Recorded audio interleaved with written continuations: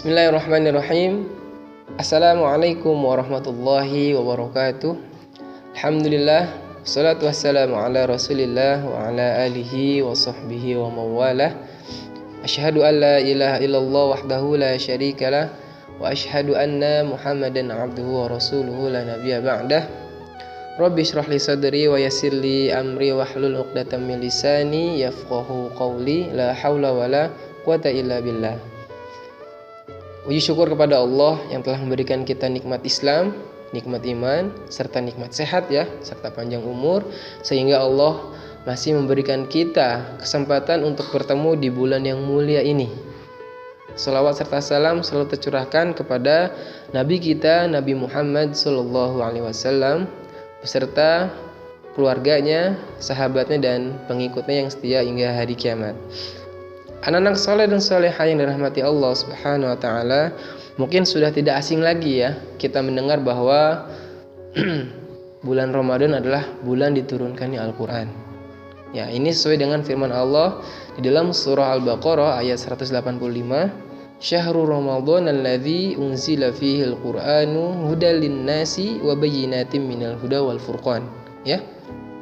Bulan Ramadan adalah bulan diturunkannya Al-Quran, yang dimana berfungsi sebagai menjadi pembeda antara yang benar dan yang salah. Makanya sudah tidak aneh lagi kita melihat di masjid, mungkin di rumah atau dimanapun kita melihatnya, itu banyak sekali orang yang semangatnya luar biasa dalam berinteraksi atau membaca Al-Quran. Maka dari itu Ustaz Rian akan menjelaskan beberapa adab-adab membaca Al-Quran, adab-adab sebelum kita berinteraksi dengan Al-Quran. Ustaz Rian akan meringkas ada beberapa adab di dalam kitab At-Tibyan fi Adabi Hamalatil Quran karangan Imam An-Nawawi. Sebetulnya banyak, tapi Ustaz hanya meringkas menjadi 8 adab. Berikut adab yang pertama, yaitu hendaknya kita membaca Al-Quran dengan ikhlas. Sekecil atau sedikit apapun ayat yang kita baca, jika didasari dengan niat ikhlas kepada Allah, maka itu akan bernilai besar di sisi Allah.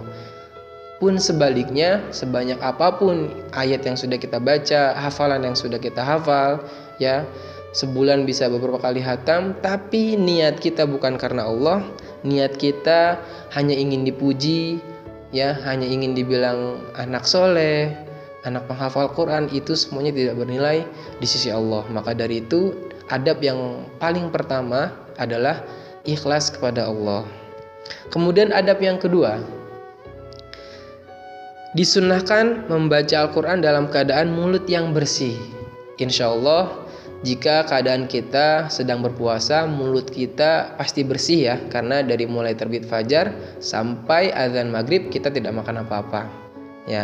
Kemudian adab yang ketiga, yaitu disunahkan membaca Al-Quran dalam keadaan suci, dalam keadaan berwudu dan menutup aurat. Ini sangat penting karena Satria kadang suka masih melihat ada yang pakai kerudung tapi kaosnya kaos pendek. Ada yang pakai peci, yang ikhwan pakai kaos koko tapi bawahnya celana pendek. Ini tidak benar karena batas aurat laki-laki dari pusar sampai lutut. Adapun untuk yang akhwat, seluruh tubuh kecuali wajah dan telapak tangan. Kemudian adab yang keempat, yaitu mencari tempat yang bersih untuk membaca Al-Quran. Makanya para ulama menyarankan untuk di masjid sambil itikaf. Gimana kalau baca Al-Qurannya di rumah? Boleh atau tidak? Boleh. Yang penting tempatnya kondusif, tidak berisik seperti di depan TV atau di dapur. Makanya diusahakan membaca Al-Qurannya di ruangan khusus untuk sholat keluarga atau di kamar. Kemudian yang kelima, menghadap kiblat. Hendaknya kita menghadap kiblat ketika membaca Al-Quran, dan ini sangat berpengaruh kepada kekhusyuan kita ketika membaca Al-Quran, itu menghadap kiblat. Dan yang keenam, memulai membaca Al-Quran dengan membaca isti'adzah atau ta'awudz, yaitu kalimatnya a'udzubillahi minasyaitonirrajim. Ya, ini sesuai dengan firman Allah di dalam surah An-Nahl, fa idza qara'tal qur'ana fasta'iz billahi minasyaitonirrajim. Apabila kamu membaca Al-Qur'an, hendaklah kamu meminta perlindungan kepada Allah dari setan yang terkutuk. Nah, ini sunnah, ya, membaca Al-Qur'an diawali dengan ta'awudz, ini adalah sunnah.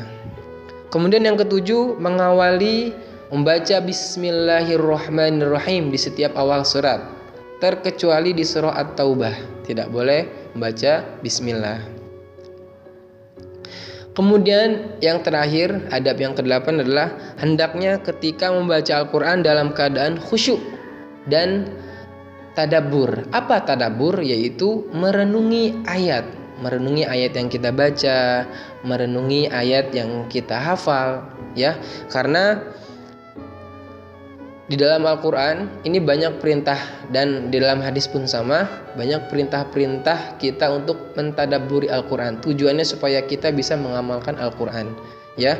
Bahkan di kitab ini dikisahkan ada sahabat ketika dia menjadi imam, ya, menjadi imam sholat subuh, dia membaca di surah Al-Muddatsir ayat 8 dan 9. Bunyinya seperti ini.